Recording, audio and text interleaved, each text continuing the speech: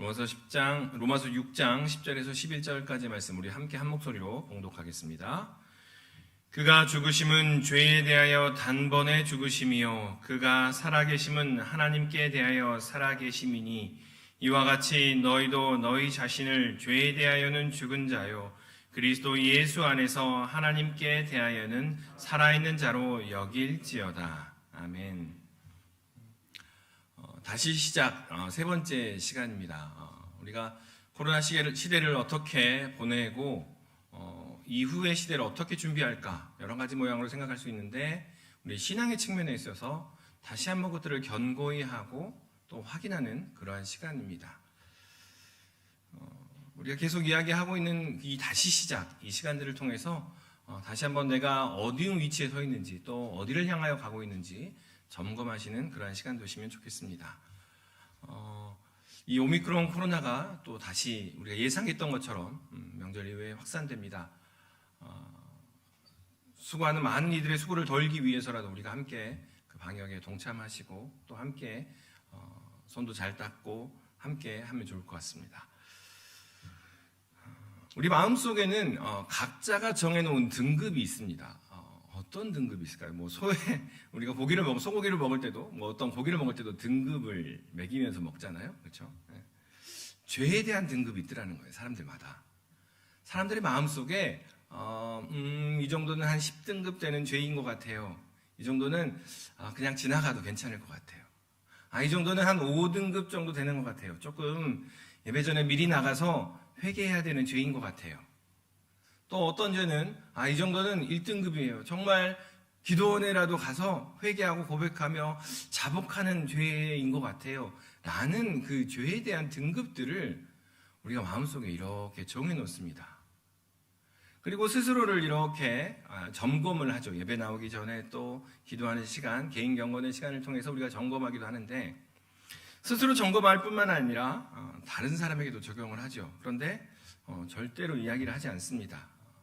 네가 죄를 짓고 있어. 내가 보기에는 너는 몇 등급의 죄를 짓고 있어. 절대 이야기하지 않지만 눈치를 계속 줍니다. 그래서 알아서 들어 먹어라. 내가 눈치를 줄 때 제발 너는 이 정도의 죄를 네가 짓고 있으니 알아서 들어 먹어라 라는 눈치를 계속 주면서 이렇게 이야기를 합니다. 그런데 왜 그렇게 스스로에게도 죄에 대한 등급을 먹이고 또 다른 사람들에게도 그 죄에 대한 등급으로 판단을 할까요? 혹시 내 속에 있는 그 시꺼먼 거, 내 속에 있는 그 죄들을 감추기 위해서 그런 것 아닐까요? 혹시 스스로를 높여서 나는 그 죄와는 상관이 없어 라고 스스로를 포장하기 위해서 그런 것은 아닐까요?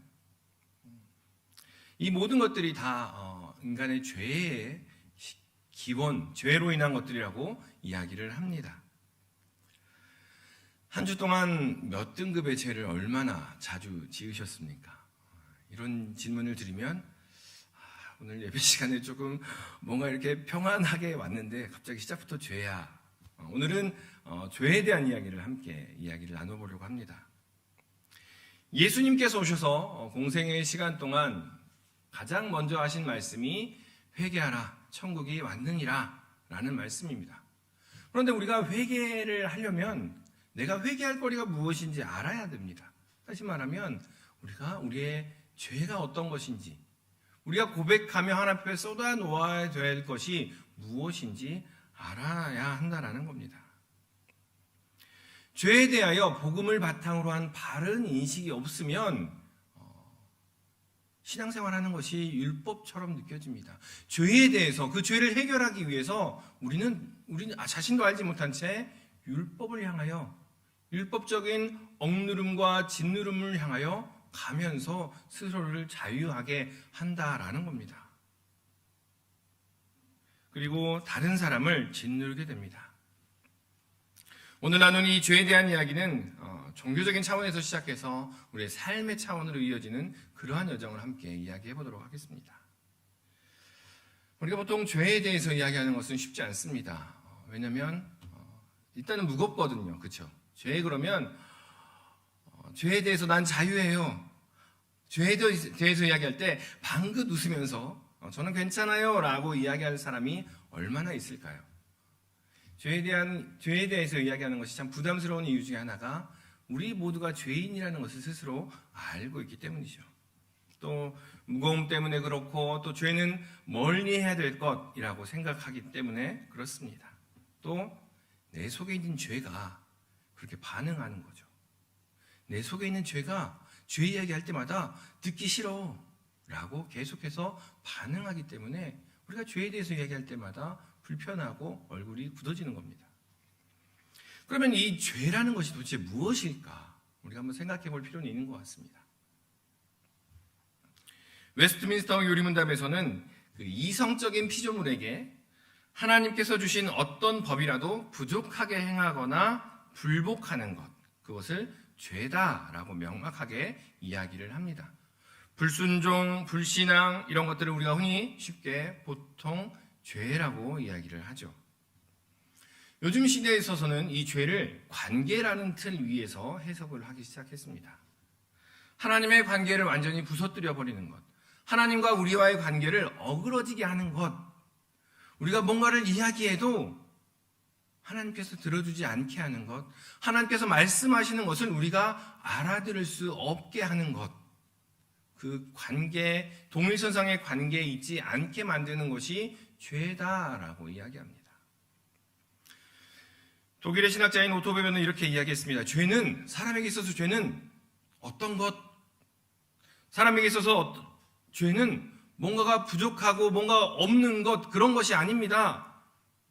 사람에게 있어서는 죄는 어떤 사람의 존재 전체를 포함하는 어떤 질적인 것으로서 하나님 외에 다른 것에 집중하는 것, 하나님 아닌 다른 방향으로 향하게 하는 그것이 바로 죄입니다 라고 이야기를 했습니다. 우리는 죄 그러면 어떤 행위를 정확하게 이야기를 하려고 합니다. 죄 그러면 어떤 마음 상태를 이야기하려고 합니다. 그런데 이 신학자는 이렇게 얘기했습니다. 하나님 아닌 다른 것을 향하게 하는 것, 그 성향 자체가 죄입니다 라고 이야기를 했습니다. 죄에 대해서 어려운 이야기들이지만 이런 것들을 종합하여 이야기하면 죄라는 것은 하나님과의 틀어진 관계로 인해서 우리를 다른 방향으로 향하게 하는 그것이 바로 죄더라라는 겁니다. 이 죄로 인해서 우리의 삶 속에 드러나는 그러한 일들은 매우 현실적입니다. 현재적입니다. 하나님과의 관계에 있어서 비로소 우리의 존재의 의미가 부여가 됩니다. 요즘 시대를 사는 우리는 관계에 의해서 우리의 의미들을 찾습니다. 그래서 하나님과의 관계에 있어 하나님 앞에서 우리의 의미도 하나님과의 관계에 있어서 의미를 찾아갑니다. 그렇게 이 죄로 인해서 이 죄가 어떤 역할을 하는가? 하나님 앞에서 우리의 존재의 의미를 상실하게 한다는 겁니다. 우리가 하는 모든 것들의 의미가 없어지는 것이며 그릇 행하여 각기 제 길로 가는 그러한 양들처럼 내 속에 오른 대로 내 뜻에 오른 대로 그렇게 행하여 버리는 그러한 존재를 우리를 내버려 두게 만든다라는 겁니다. 삶에 있어서 여러 가지 의미와 가치들을 추구하지만 그 어느 것 하나 그것이 나에게 만족이 되었습니다. 그것이 나에게 참 삶의 의미를 주었습니다. 라고 말해주지 않더라는 겁니다. 당장은 어찌 생각해보면 물질이 있으면 당장 어떠한 우리의 삶의 의미들을 찾아가면 그 가치들을 찾아가면 내 삶의 의미를 찾았어요 라고 말할 것처럼 느껴지지만 깊숙이 들어가 보면 과연 그것이 내 삶의 의미인가 라는 것들을 점검해 보게 된다는 겁니다. 하나님과의 관계가 상실되었기에 우리의 방향을 잃어버렸습니다. 이렇게 말씀드리는데, 죄에 대해서 계속 말씀드리는데 우리 마음에 어떤 감정을 넘어서서 어떤 죄책감 이런 것을 말하는 것은 아닙니다. 감정을 넘어서서 마음 중심에 마음 깊은 곳에 반응이 없다면 우리는 한번 우리의 신앙을 점검해 보아야 할 것입니다. 죄가 우리의 삶 가운데 어떠한 영향을 미쳐왔는지, 여전히 우리의 삶 가운데 있는 죄가 어떠한 영향을 미치고 있는지 우리는 점검해 보아야 합니다. 이것은 단지 그냥 생각이나 관념에 머무르는 것이 아닙니다. 어떤 현상으로 우리에게 드러나는데 그것이 발전할 실제적인 일들을 일으키게 합니다. 그래서 기독교 전통에서는 칠죄종이라고 이야기를 하죠. 교만, 시기, 분노, 나태, 탐욕, 식탐, 그리고 세욕의 현상들로 이 죄를 드러냅니다라고 이야기를 합니다. 그리고 동양에서도 역시나 마찬가지입니다. 오욕이라든가 여러 가지 악들을 이야기하면서 우리 안에 있는 죄가, 우리의 함께하는 그런 죄들이 이러한 현상으로 드러납니다. 또한 이러한 현상뿐만이 아니라 이 시대에는 여러 가지 자연에 미치는 영향까지도 죄악의 현상으로 드러납니다라고 말합니다. 죄는 어떤 것이냐? 죄가 무엇이냐? 죄는 우리로 하여금 하나님 앞에서 우리 자신이 되게 하지 못하는 그러한 것입니다. 죄는 계속 우리의 삶에 초점을 하나님께 두지 못하게 하는 그러한 것들입니다. 죄는 하나님의 피조물의 생명을 짓밟으며 나만을 생각하게 하는 그러한 것들이 바로 죄입니다. 죄가 그냥 머릿속에만 머무르고 있지 않습니까? 죄가 그냥 우리의 생각 속에, 마음 속에만 있다라고 생각하시지는 않으십니까? 아니요. 죄 때문에 하나님 앞에서 우리의 존재가 온전하게 드러나지 못하고 있다는 겁니다. 죄 때문에 하나님 앞에서 우리가 하나님께 온전히 초점을 맞추지 못하고 있더라라는 겁니다. 하나님이 어떤 분이신지 온전히 바라보지 못하더라라는 겁니다. 하나님께서는 우리를 죄에서 구원하시기 위해 유일한 아들을 보내셨습니다. 우리는 그만큼 우리입니다. 우리는 예수님만큼 귀한 존재들입니다. 죄는 계속해서 누군가가 필요하다 이야기하고 무언가가 필요하다 이야기하고 여전히 부족하다라고 이야기하지만 우리는 예수님으로 충분한 존재들임을 기억하셨으면 좋겠습니다. 그렇다면 이 죄라는 것이 왜 이렇게 알기 어려울까? 우리는 쉽게 죄 그러면 여러분 우리 마음속에 생각 속에 어떤 행동들을 먼저 떠올립니다. 그런데 죄가 우리가 성경에서 계속 이야기하는 죄들은 그런 행동에 국한되지 않음을 알고 있습니다. 왜 이렇게 죄를 알기 어려울까 생각해 보니 죄라는 단어를 사전에서 찾아보니까 이렇게 표현이 되어 있습니다. 여러 가지 그 카테고리들이 있는데 법률 용어로서의 죄가 있고 또 기독교와 불교의 용어로서의 죄가 있고 또 규범이나 윤리를 어긴 행동으로서 죄를 규정을 하고 있습니다. 그런데 이 모든 것들을 통틀어서 딱 한 단어, 죄라는 단어로 규정 지어버립니다. 그런데 이 죄라는 것, 영어에서는 여러 가지 표현이 있습니다. sin이라는 단어, crime, vice, 그 다음에 misdeed 같은 이런 여러 단어들로 표현이 되는데 하나님과의 관계에 있어서 죄를 sin이라고 표현을 하고요. 일반적인 범죄를 말하는 crime이라는 단어가 있습니다. 또 사람들 속에 있는 악을 지칭하는 그러한 단어가 있고 보통 일반적으로 하는 잘못들을 이야기하는 그러한 단어들이 있습니다. 영어에서는 이 죄라는 단어를 매우 구체적으로 구별지어서 이야기를 합니다. 그런데 성경에서도 그렇더라고요. 성경에서도 보니까 구약에서는 12가지 단어를 사용해서 죄를 표현을 합니다. 그리고 신약에서는 20가지 이상 되는 단어를 사용해서 이 죄를 표현을 하고 있습니다. 이 죄의 다양함과 이 다양함으로 인해서 사람들을 어떻게 손상시켜 왔는지, 사람들을 어떻게 어둠의 길로 이끌어 왔는지를 성경은 그렇게 이야기를 하고 있는데 우리 말에서는 딱 한 가지로 그냥 말해버리고 맙니다. 죄. 성경에서는 빗나감, 실패, 이르지 못함, 비틀어짐, 구부러짐 여러 가지 표현들을 합니다. 그런 것들로 인해서 사람들의 우리가 처한 상황이 얼마나 어려운지를 이야기를 하고 있습니다. 우리가 구원받기 전에 해결해야 할 것도 한 단어로 표현됩니다. 죄. 구원받기 전에 우리가 해결해야 할 것이 무엇이 있습니까? 죄입니다. 구원받은 이후에도 역시나 우리가 계속해서 해결해야 될 것을 한 단어로 표현을 해버립니다. 죄. 여러 종류의 죄들을 단 하나의 단어인 죄로 통합해 버리기 때문에 그 의미들을 분명하게 생각하기가 어렵습니다.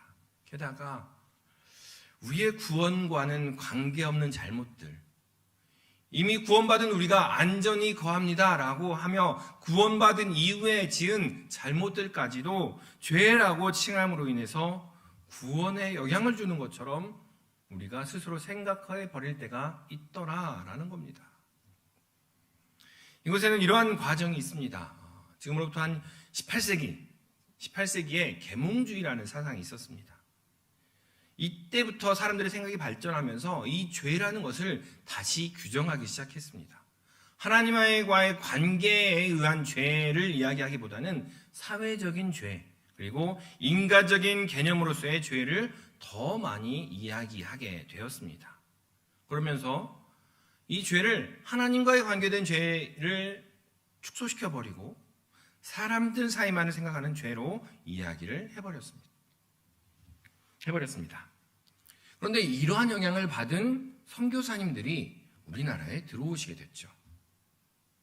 이러한 그 시대적인 흐름을 갖고 있는 선교사님들이 우리나라에 들어와서 성경을 번역하면서 하나님이라는 단어, God이라는 단어는 여러 가지 우리말에 여러 가지 단어들을 가지고 고민하기 시작했어요. 하나님, 주, 또 신, 여러 가지 한글 말들을 사용해서 쌍대란, 텐주 이런 우리 한국말이 있더라고요. 그런 것들을 놓고 이 하나님이라는 단어를 어떻게 표현을 할까, 어떻게 번역을 할까 고민을 했는데 이 죄라는 단어, 하나님과의 관계에 있어서 이 죄라는 단어는 그냥 그러한 규정 없이 그냥 죄로 이야기를 해버렸다는 겁니다. 그리고 당시에 있어서 익숙한 개념들을 가지고 왔는데 유교적인 가치나 권위의 틀을 이용해서 죄를 설명했다는 거예요. 다시 말하면 부모님께 불효하는 것도 죄입니다. 그러니 하나님께 불효하는 것도 죄입니다.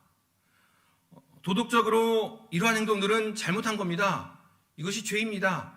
그러니 교회 안에서도 신학적으로도 이것도 죄입니다라고 그런 행동의 규범들까지도 죄라는 것으로 당시의 사람들에게 설명을 해왔던 것입니다. 이렇게 설명하면서 도덕적인 규범으로서 어긋나는 행동들을 죄의 범주 안에 포함시키면서 하나님과의 관계로서의 죄와 우리가 행동으로서 잘못하는 죄를 이렇게 혼동하게 되었다라는 겁니다. 그리고 이후 인간 개인이 강조되면서 하나님과의 관계에 있어서의 죄, 우리의 존재의 의미를 이야기하고 우리 삶 깊은 곳에 있는 공허함을 이야기하는 그러한 죄보다는 행동의 규범으로서의 죄에 초점을 맞추는, 또 강단에서 그러한 것들이 죄로 주로 이야기하게 되는 그러한 현상들이 빚어지게 되었다라는 겁니다. 그래서 우리는 죄를 이야기할 때 크게 두 가지로 나누어서 이야기를 해야 합니다. 하나님과의 관계에 있어서의 죄, 그리고 사람들 사이에서, 그리고 성화의 과정에 이르는데 그것에 걸림돌이 되는 그러한 죄, 이 두 가지로 크게 나누어서 이야기를 해야 되는데 함께 보도록 하겠습니다. 여러분 혹시 이런 생각 해본 적이 있으세요? 여러분의 친구들 중에 매우 유력한 사람이 와서 여러분에게 카드를 꺼냅니다. 그런데 그 카드가 아메리칸 익스프레스 블랙인 거예요. 어디를 가서든 마음껏 쓸 수 있는 한도가 없는 그런 카드를 여러분에게 건네주면서 이번 휴가를 어디서 보낼래? 마음껏 써봐 라는 질문을 합니다. 그러면 여러분은 어디로 가시겠어요? 갑자기 어디를 가라고요? 우리가 지금 코로나 때문에 3년 동안 아무 데도 못 가고 있는데 갑자기 코로나 딱 풀렸어요. 그럼 어디요? 여러분은 어디를 가장 가고 싶으세요? 우리는 종종 그 이미지들을, 사진들을 통해서 이렇게 간접 경험을 합니다. 그렇죠? 한번 근데 이러한 어디를 갈까 이런 생각 말고요. 한번 이런 생각 한번 해보셨어요? 죄가 전혀 없는 환경에서 산다는 것은 어떤 걸까? 죄가 전혀 없는 환경에서 산다는 것. 죄가 우리의 삶을 왜곡시키지도 않고 다른 사람들을 짓누르지도 않고 죄가 우리의 삶에 갈증을 느끼게도 하지 않고 죄가 우리를 하여금 피폐하게 만들지도 않는 그러한 환경에서 산다는 삶은 어떤 삶일까라는 생각을 해보신 적이 있으신가요? 소망하기는 오늘 예배를 드리면서 그러한 삶을 한번 그려보셨으면 좋겠습니다. 또한 소망하기는 우리 가정이, 우리 교회가 먼저는 그러한 환경이 되면 좋겠습니다. 그러한 환경이 되는 은혜가 있기를 소망합니다. 방금 말씀드린 것처럼 우리가 죄를 이야기할 때 두 가지로 나누어서 이야기를 해야 된다고 말씀드렸습니다. 하나님과의 관계에 있어서의 죄, 그리고 사람들 사이에서, 그리고 성화에 이르는 과정에 있어서 걸림돌이 되는 죄. 그러면 이러한 죄들을 우리는 어떻게 해결할 수 있을까? 오늘 본문 로마서 6장 10절에서 11절 말씀입니다. 우리 다 같이 이 말씀을 다시 한번 읽겠습니다. 6장 10절에서 11절까지의 말씀입니다. 시작. 그가 죽으심은 죄에 대하여 단번에 죽으심이요 그가 살아계심은 하나님께 대하여 살아계심이니 이와 같이 너희도 너희 자신을 죄에 대하여는 죽은 자요 그리스도 예수 안에서 하나님께 대하여는 살아있는 자로 여길지어다. 아멘. 하나님과의 관계에 있어서의 죄, 하나님과의 관계에 있어서의 죄는 예수 그리스도로 말미암아 이미 그리고 단번에 해결되었습니다. 아멘입니까? 그 죄, 우리가 계속 이야기하는 우리의 존재적인 의미를 이야기하고 우리를 피폐하게 하고 우리를 메마르게 하는 그러한 죄는, 하나님과의 관계에 있어서의 그러한 죄는 예수 그리스도의 십자가의 보혈로 말미암아 단번에 그리고 이미 해결되었다고 성경은 계속 우리에게 이야기합니다. 이것이 우리의 감정과 우리의 느낌과 우리의 삶에서 즉각적으로 드러나지 않을지라도 이것이 사실이다 라고 성경은 계속 이야기를 하고 있습니다. 우리는 자유하게 되었습니다. 그 죄에는 더 이상 우리에게 영향을 미치지 못합니다 라고 이야기합니다. 성경은 계속해서 하나님과의 관계를 어그러지게 하는 그 죄에 대해서 우리가 할 수 있는 것, 그것은 아무것도 없다. 하나님의 관계를, 그 어그러지는 죄를 없이 하기 위해서 우리가 할 수 있는 것, 그것은 아무것도 없다. 여전히 우리가 부족한 존재이고 여전히 우리는 공허한 존재이고 우리의 마음이 비어있는 존재이기에 우리가 할 수 있는 것은 아무것도 없다. 그래서 10절에 보면 그의 죽으심과 그의 살아계심을 스스로 행하셨다라는 느낌으로 표현을 합니다. 스스로 행하셨다는 의미로 표현하고 이어서 우리의 죽음과 우리의 살아있음을 이야기합니다. 10절과 11절 말씀에 보면 이와 같이라고 이야기하면서 예수 그리스도께서 스스로 죽음에 대해서, 스스로 죄에 대해서 죽으시고 하나님 앞에서 살아계셨던 것처럼 이와 같이 우리의 존재의 바탕도 스스로에게 있는 것이 아니라, 우리에게 있는 것이 아니라 예수 그리스도로 말미암아 규정지어집니다. 예수 그리스도로 말미암아 우리의 의미가 찾아집니다. 그리스도 안에서 우리는 죽은 자이며 그리스도 안에서 죄는 더 이상 우리에게 아무것도 행하지 못합니다 라고 이야기를 하고 선포하고 있는 것입니다. 그런데 오늘 본문 말씀을 보면 이 마지막에 여길지어다라는 말이 좀 불편합니다. 이 여길지어다. 꼭 그렇지 않은데, 자, 전혀 그렇지 않아. 사실은 아니야. 그런데 그런 것처럼 인식해라는 느낌을 우리는 받습니다. 한글 번역이 그렇더라고요. 여길지어다. 그러니까 죄는 여전히 존재하고 우리에게 영향을 미치는데 아닌 것처럼 행동해라는 것처럼 생각될 수 있습니다. 굳건한 반석이가 아닌 내적인 확신으로 그것을 받아들여라 라는 것처럼 보입니다. 그런데 사도 바울은 그 편지에서 이 단어를 굉장히 많이 사용합니다. 그렇지만 사도 바울이 안 그런데 그런 것처럼 여겨라 라는 표현으로 사용했을까요? 이 원어를 보니까 이 단어를 풀어서 이야기하면 이렇습니다. 이 여길지어다 라는 단어가 어떤 의미냐면, 내가 당신에게 지불한 것을 장부에 명확하게 기록해 놓으세요. 내가 당신에게 이미 지불하였고 당신에게 나의 신용을 보여줬으니 이 약속대로 나는 이제 행할 것입니다 라는 표현이 이 여길지어다 라는 표현입니다. 명확하게 서류상으로 남아있고 당신과 나의 계약 속에서 그런 것들이 약속이 되었으니 그 약속대로 나는 이제 행할 것입니다 라는 표현이 이 여길지어다 라는 표현입니다. 이 단어는 마음으로 받아들여라 라는 말이 아니라 어떠한 특정한 사건이 사실이기 때문에 그 사실에 의거해서 나는 행동할 것입니다 라는 이야기입니다. 우리의 존재가 예수 그리스도로 말미암아 죄에 대해서 죽었고 하나님에 대해서 다시 산 존재가 사실이기 때문에 나는 그러한 존재로 그렇게 살아가겠습니다 라는 표현이라는 겁니다. 우리는 하나님 앞에 그렇게 여긴 바 된 사람들입니다. 하나님과의 관계에 의해서 살아가는 사람들이며 하나님께서 주시는 사명으로 살아가는 사람들입니다. 하나님께서 인치신 확신한 사건의 그러한 사람들입니다. 그렇기에 하나님과의 관계를 어그러뜨리던 그 죄는 더 이상 영향력을 우리에게 행사하지 못한다라는 겁니다. 이것이 하나님과 우리와의 관계에 있어서 죄를 없이 하는 방법입니다. 이미 해결된 방법이지요.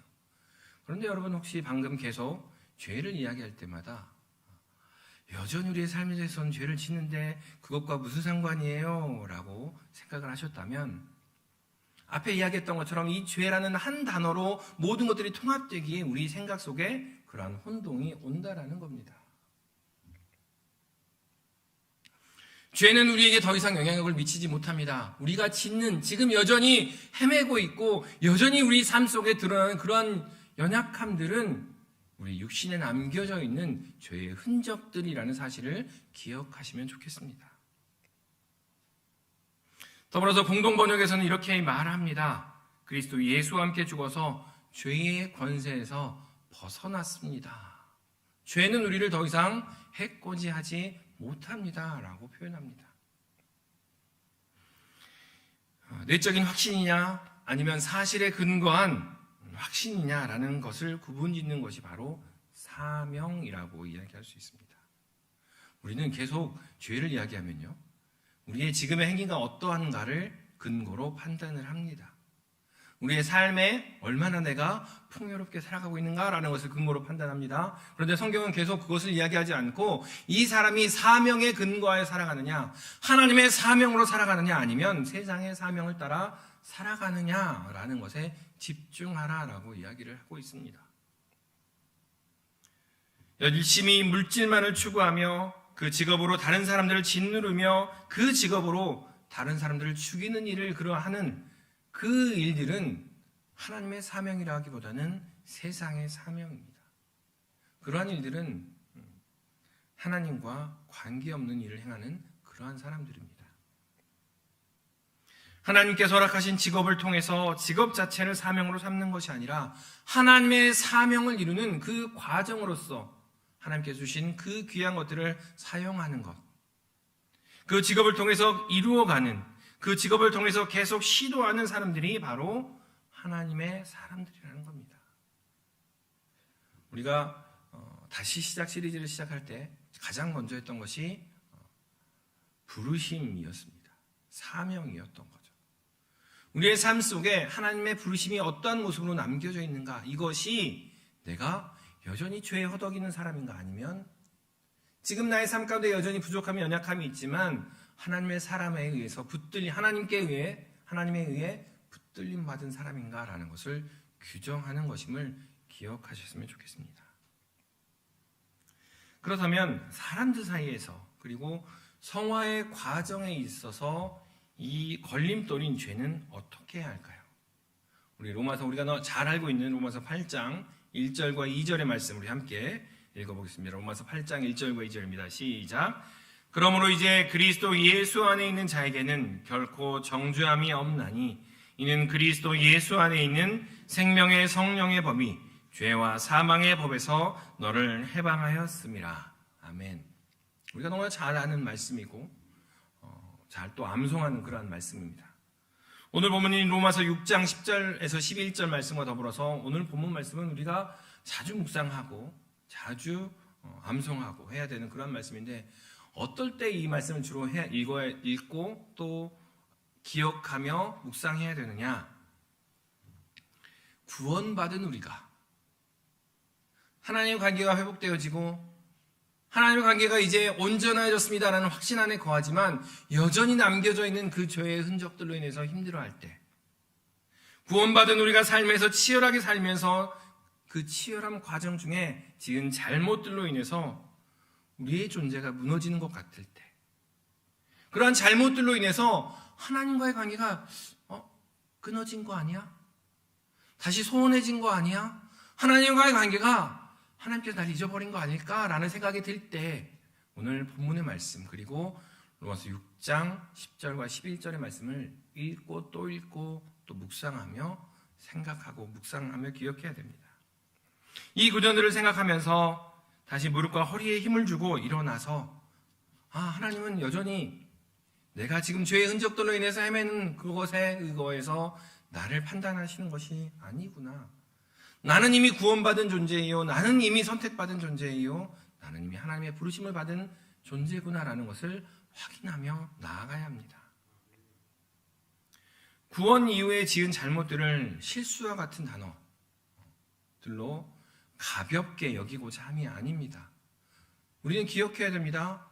죄는 실수가 아닙니다. 죄에 남겨진 흔적들은 결코 실수가 될 수 없습니다. 우리가 해결해야 될 흔적들입니다. 결코 가벼운 일들이 아닙니다. 그러나 그것이 구원을 가로막는 죄, 하나님과의 관계를 어그러뜨리는 죄와 혼동될 수 있기에 달리 생각할 필요가 있다는 겁니다. 우리 신림교회 강단에서 계속 되어지는 이야기는 우리 신림교회는 병원이 아니라 훈련소가 되면 좋겠습니다. 위로하는 위로자보다는 선지자적이고 예언자적인 말씀을 행하는 그러한 교회가 되면 좋겠습니다 라는 이야기를 많이 합니다. 우리 신림교회 철학이 우리가 머무는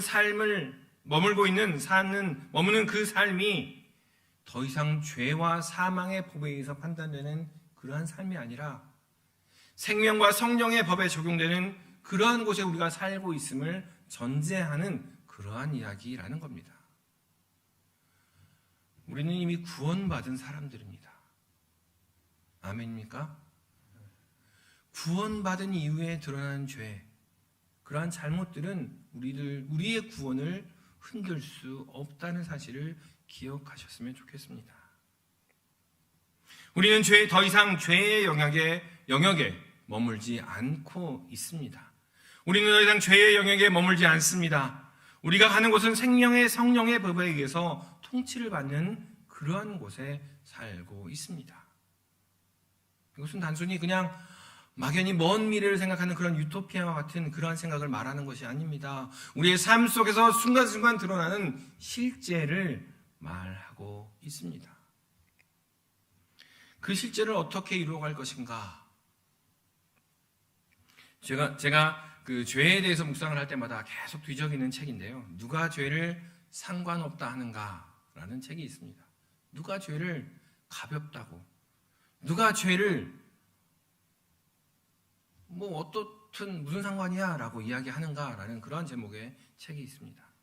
그 책에서 웨이크필드 목사님께서 이렇게 6가지 행동 단계로 설명을 해보았습니다. 당신이 누구인가에 대한 그림을 마음속에 그려보라. 우리 죄의 흔적이 우리를 힘들게 할 때마다 당신이 누구인가에 대한 그림을 마음속으로 그려보라. 죄의 유혹을 받을 때나 죄를 짓고 난 후에 당신 존재의 2가지 측면에 대해서 생각하고 입 밖으로 그 죄를 말하는 법을 배우라. 스스로 질문하라. 나는 내 육신에 있는 죄의 힘보다 더 큰 힘이 존재한다는 것을 정말로 믿는가라는 것을 스스로에게 질문하라. 당신이 거듭나는 순간에도 하나님께서는 당신의 육신에서 죄를 완전히 제거해 주시지 않았다는 것을 인식하라. 우리의 생각이 바로 전쟁터라는 사실을 인정하라. 그리고 마지막으로 우리 주님의 목표는 몸과 영혼의 연합을 회복하는 것임을 기억하라. 이 6가지로 이 죄의 문제, 남겨져 있는 죄의 흔적들을 어떻게 이겨낼 수 있을까? 그 남겨져 있는 죄의 흔적들을 어떻게 극복할 수 있을까? 그곳에 허덕이는 삶에서 어떻게 이겨낼 수 있을까라는 것을 6가지 질문으로 함께 이야기했습니다. 하나님과의 관계를 부서뜨리고 그 관계를 온전하지 못하게 하는 죄는 예수 그리스도로 말미암아 이미 없어졌습니다. 하나님께서는 이 땅에 사는 우리의 삶이 하나님의 나라라고 선포하시면서 하나님께서 직접 우리와 관계하십니다. 직접 우리에게 말씀하시고 우리에게 관계하시며 우리의 삶을 다스리십니다. 더불어 구원받고 하나님의 나라를 사는 우리는 그 죄, 하나님과의 관계를 어그러뜨리는 그 죄에 대해서는 자유하다라고 성경은 계속 이야기합니다. 그렇다면 그 이후의 죄에 대한 것입니다. 그 이후의 죄는 하나님과의 관계를 절대로 깨뜨릴 수 없습니다. 그 관계가 우리가 하나님께 맺어볼까요? 하나님 우리와 관계 맺어요 라고 하는 죄의 관계가 아니라 하나님께서 우리에게 다가오셔서 맺은 관계이기 때문입니다. 그래서 우리는 기억해야 합니다. 우리는 죄 없다 여김을 받은 존재이기에 우리 속에 있는 선한 영이 선한 일을 창조하고 계십니다. 우리는 기억해야 합니다. 악한 일을 하지 않기 위해서 금지 하고 이야기하는 것이 구약의 생각이었다면 선한 영으로 인한 인칭으로 인한 우리 안에 계신 성령으로 인해서 우리가 선한 존재가 되어가고 있습니다 라는 것이 예수 그리스도로 말미암은 선포임을 우리는 기억해야 합니다. 우리의 모습을 돌아보면 사실 그렇습니다. 구원받은 존재임에도 여전히 때로는 그것이 우연히 일어난 일입니다, 그 흔적입니다 라고 이야기하지만 때때로는 그 잘못들 가운데 머물러 있기를 즐겨하는 그러한 모습들이 있음을 또 고백합니다. 구원받았음에도 여전히 잘못 가운데 머물기를 좋아하는 우리 자신들의 모습을 보면서 하나님의 은혜가 얼마나 큰지 고백하십시다. 하나님의 은혜로 말미암아 더 이상 그 죄가 우리를 상하게 할 수 없음을 입술로 고백하십시다. 그래서 하나님의 거룩한 성화에 이르고 하나님의 영광에 이르는 우리 모든 신림의 식구들이 되시기를 주님의 이름으로 축원합니다. 그 성화에 이르러서 하나님과 함께 기뻐하며 하나님의 잔치장 가운데 들어가는 우리 모든 식구들이 되시기를 주님의 이름으로 축원합니다. 다음 주에는 교회에 대한 말씀을 함께 더 나누도록 하겠습니다. 기도하겠습니다. 사랑과 은혜가 충만하신 아버지 하나님, 다시 한번 예수님의 십자가를 바라봅니다. 다시 한번 예수 그리스도의 보혈을 의지합니다. 다시 한번 주님 앞에 나아가 엎드리며 우리의 존재가 어떤 존재인지 다시 한번 주님께 확인받습니다. 그럼에도 불구하고 여전히 그 죄라는 단어가 우리의 머릿속에, 그 죄로 인하여 드러나는 행동들이 우리의 머릿속에 맴돕니다. 주님, 그 죄가 더 이상 우리를 상할 수 없음에 감사드립니다. 그 죄가 더 이상 우리를 주님과의 관계에서 멀어지게 하지 못함을 주님께 감사드립니다. 주님, 그 감사함 가운데, 그 기뻐함 가운데, 그 감격 가운데 하루하루 살아가는 우리 모든 식구들 되도록 인도하여 주시옵소서. 감사드리며 이 모든 말씀 예수님의 이름으로 기도하옵나이다. 아멘.